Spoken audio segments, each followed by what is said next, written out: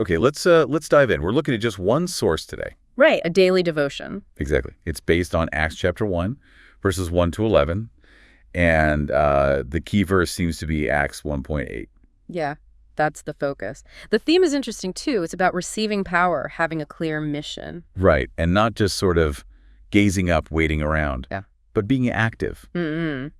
The idea is understanding what Jesus actually gave his followers just before he left. And how that, connects to us now, to you living each day with eternity sort of in the back of your mind. Yeah, the source is pretty direct. It says our purpose is, knowing Christ, making him known, and living with that eternal perspective. No guesswork involved. He equipped them. That's the argument. He gave them what they needed for the next step. Which brings us straight to lesson 1, I guess.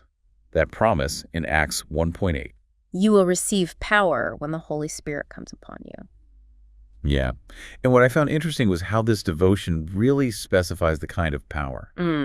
It's very clear on that. It says, look, this isn't political clout. Or just being like a really compelling person. Exactly. It's spiritual power. And it's given for one reason: to boldly tell the world about Jesus, to be his witnesses. Okay, so it's specific. Spiritual power for witnessing. Why is that distinction so important for you listening right now? Well, the source argues pretty strongly that it means you don't have to rely on your own guts or try to manufacture courage you just don't have. Right. The Spirit gives real, divine strength. It's power to be a witness. With love, yes, but also with truth. It's internal power for an external mission. So it takes the pressure off trying to fake it. Yeah, basically. No need to fake it till you make it spiritually. Yeah. The strength is provided. It's actually a relief. Okay, so if that's the power, how does the source say we should live this out? Practically. It gives a few things. Really simple daily stuff. Like what? First, actually start your day asking for the Spirit's fullness. Pray for boldness, for love, for clarity. Okay. Second, keep sharing simple. Tell your story. Point to Jesus. Don't get bogged down in complex arguments necessarily. Makes sense. And third, trust that God put you where you are for a reason, for this purpose. He's intentional about your placement. That feels doable, accessible. Now, the devotion doesn't stop there. It connects this power to what happens next in Acts 1. Right. The ascension, the disciples are just standing there watching Jesus go up. Staring at the sky, basically. Exactly. Yeah. And then, boom, 2 angels show up. And their message is key, right? Totally.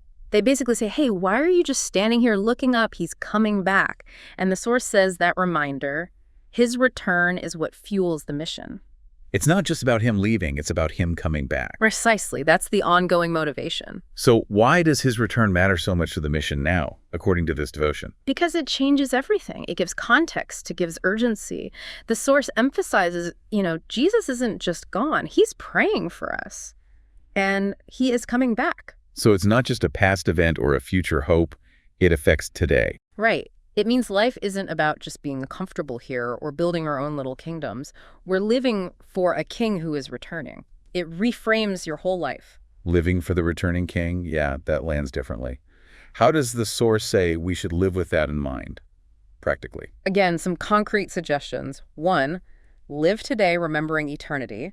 Helps you filter out what's fleeting, what doesn't really matter. Okay, avoid wasting time.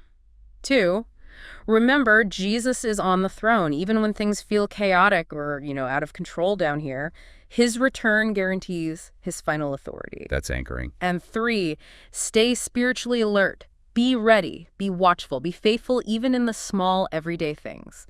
See it all as service to the King who's coming. Okay, so wrapping up this, look at the source. Yeah. It really connects the dots, doesn't it? Yeah, it links the Spirit's power for witnessing. With the reality of Christ's return as the reason we witness. Power and perspective, right here on earth. A framework for living with purpose. Definitely. And maybe something to chew on, if the source is right, if living for the coming King is our main thing.